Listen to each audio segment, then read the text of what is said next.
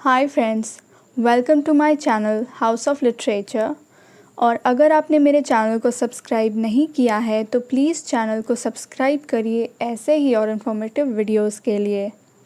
तो फ्रेंड्स, आज का मेरा टॉपिक है famous American poet Maya Angelou की poem caged bird. The poem caged bird was written in 1968। इस पोएम को माया एंजेलू ने 1968 में लिखा था। The poem was published in 1983 in poetry collection named Shaker Why Don't You Sing। इस poem को 1983 में पब्लिश करवाया गया था और इसे एक poetry collection shaker why don't you sing में पब्लिश करवाया गया था। The poem is divided into 6 stanza. इस पोएम में 6 स्टैंजा हैं। Maya Angelou was born on 4th April 1928 and she died on 28th May 2014. She was a powerful American feminist writer, poet and civil rights activist. Maya Angelou एक feminist writer थी, poet थी और एक civil rights activist थी, यानी वो दबे पिछड़े लोगों के लिए आवाज़ उठाया करती थी। Her writings center on themes of racism and identity। ज़्यादातर माया एंजेलू रेसिज्म पर लिखा करती थी, यानी जो रंग पर भेदभाव होता था उसी पर माया एंजेलू लिखा करती थी। फ्रेंड्स, इस पोएम में पोएट ने 2 तरह के बर्ड्स के बारे में बताया है। तो पहला जो बर्ड है वो फ्री है, आज़ाद है और उसके पास उड़ने के लिए पूरा आसमान है। और दूसरा बर्ड केज्ड है, यानी कि पिंजरे में बंद है और वो बस आसमान में उड़ने के सपने देखता है। फ्रेंड्स, इस पोएम में पोएट माया एंजेलू ने वाइट अमेरिकन्स को फ्री बर्ड से कंपेयर किया है और ब्लैक अमेरिकन्स को उन्होंने कंपेयर किया है केज्ड बर्ड से। यानी कि जिस तरह एक फ्री बर्ड अपनी मर्ज़ी से आसमान में उड़ता है, उसी तरह से वाइट पीपल या वाइट अमेरिकन्स के पास सभी तरह के राइट्स होते थे। वे अपनी मर्ज़ी से अपनी लाइफ जी सकते थे। लेकिन ब्लैक पीपल या फिर ब्लैक अमेरिकन्स पिंजरे में बंद किसी बर्ड के तरह थे। जिस तरह केज में बंद एक बर्ड दिन रात आज़ाद होने के सपने देखता है, ठीक उसी तरह ब्लैक अमेरिकन्स भी डर डर कर अपनी लाइफ जीते थे और वो बस इसी इंतज़ार में रहते थे कि कब उन्हें भी बराबरी का अधिकार मिलेगा। तो पोएट माया एंजेलू ने इस पोएम के थ्रू रेशियल डिस्क्रिमिनेशन यानी रंग भेद के खिलाफ अपनी आवाज़ उठाई और ब्लैक पीपल को वर्ल्ड में बराबरी का दर्जा दिलाने में मदद की। तो फ्रेंड्स, चलिए अब पोएम को डिटेल में समझते हैं। A free bird leaps on the back of the wind। एक फ्री बर्ड, एक आज़ाद परिंदा हवा में ऊंची उड़ान भरता है। And floats downstream till the current ends। ये बर्ड हवा के करंट के साथ ही उड़ता चला जाता है, यानी कि इस फ्री बर्ड को ज़्यादा मेहनत नहीं करनी पड़ती है। ये हवा के करंट के साथ ही फ्लोट करता है, यानी उड़ता रहता है। And dips his wing in the orange sun rays। जब ये फ्री बर्ड हवा में उड़ता है तो ये सूरज की ऑरेंज कलर की रोशनी में, सूरज की सुनहरी रोशनी में अपने पंख फैलाता है। And dares to claim the sky। Free bird आसमान में ऊंचा उड़ता है और कहता है कि ये आकाश मेरा है। कहने का मतलब है कि इस फ्री बर्ड के पास ये पावर है, ये अपॉर्चुनिटी है कि वो समूचे आकाश में उड़ सकता है और अपना हक जमा सकता है। इस फ्री बर्ड की उड़ान को कोई भी नहीं रोक सकता।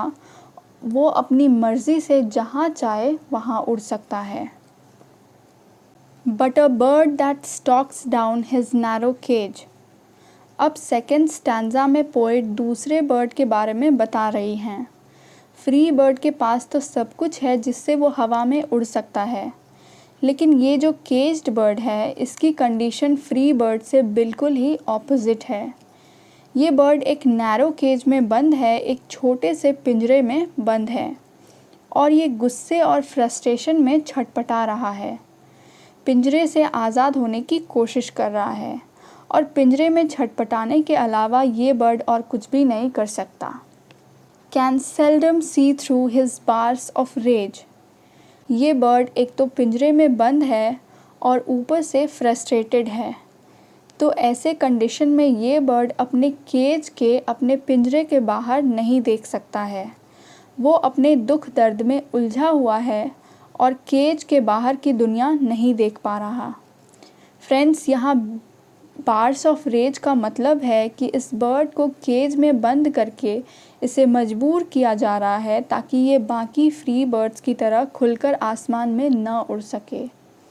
जिस तरह ब्लैक अमेरिकन्स को डिस्क्रिमिनेशन और डिसग्रेस झेलना पड़ता था, बार्स ऑफ रेज उसी को सिंबलाइज करता है। केज में बंद ये बर्ड ना तो आसमान में उड़ सकता है और ना ही आसमान में उड़ने के सपने देख सकता है। ये केज बर्ड को धीरे धीरे कमज़ोर बनाता जा रहा है।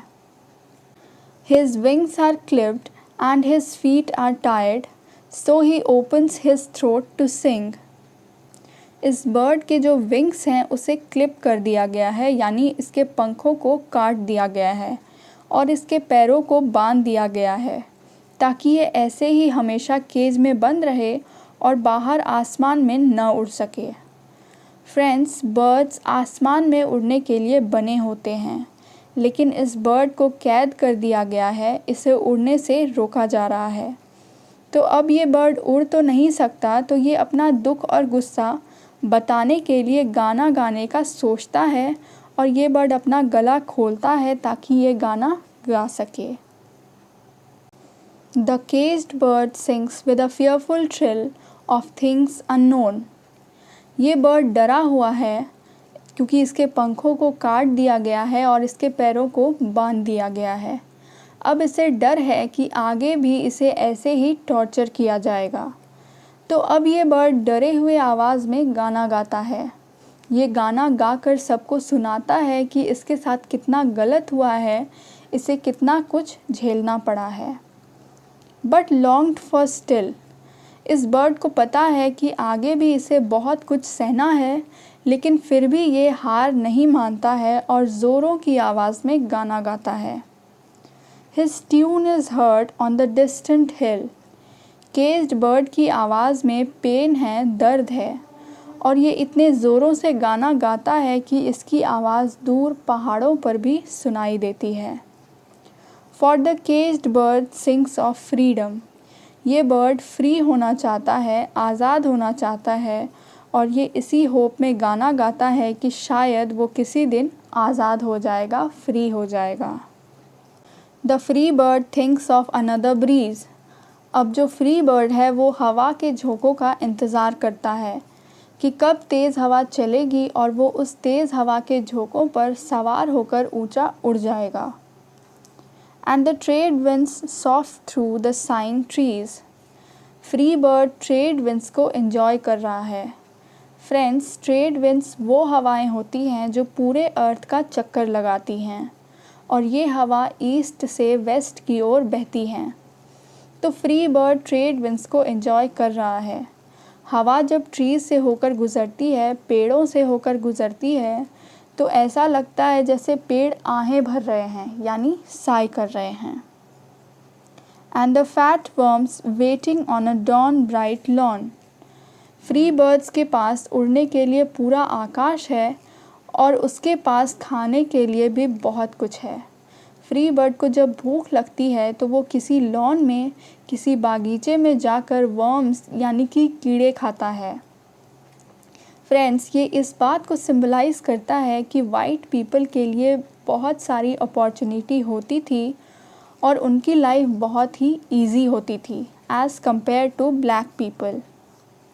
And he names the sky his own. और जब फ्री बर्ड पेट भर के कीड़े मकोड़े खा लेता है तब वो आसमान में उड़ जाता है, समूचे आकाश को अपना बनाने। But the caged bird stands on the grave of dreams.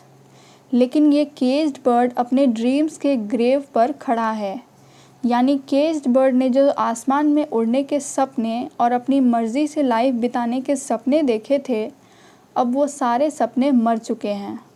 Caged bird ने अपने सपनों की कुर्बानी दे दी और अब पिंजरे में बंद है। His shadow shouts on a nightmare screen. Caged bird अब बस एक शैडो यानी परछाई बनकर रह गया है। कहने का मतलब है कि केज्ड बर्ड अब एक पपेट, एक कठपुतली है जो दूसरों के इशारों पर चल रहा है।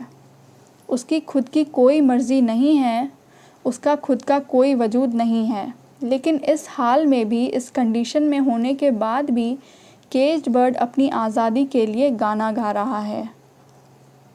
His wings are clipped and his feet are tired, so he opens his throat to sing. और इतने टॉर्चर, इतने ज़ख्म सहने के बाद भी केज्ड बर्ड अपना गला खोलकर गाना गाता है कि शायद कोई उसका दुख दर्द देखकर उसे आज़ाद कर दे।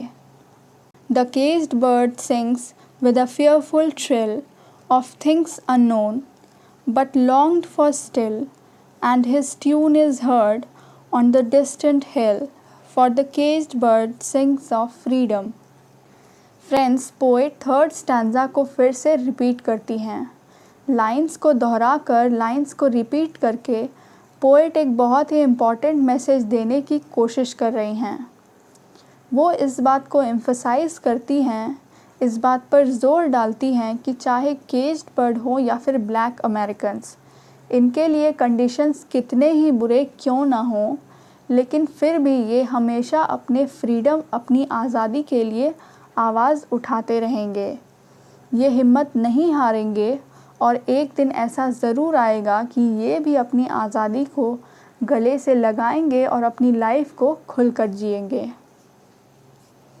तो फ्रेंड्स, ये था पोएम केज्ड बर्ड का line by line explanation. I hope आपको एक्सप्लेनेशन समझ में आया होगा। इस वीडियो को लाइक करना ना भूलें और चैनल को सब्सक्राइब ज़रूर करें। Thank you for watching.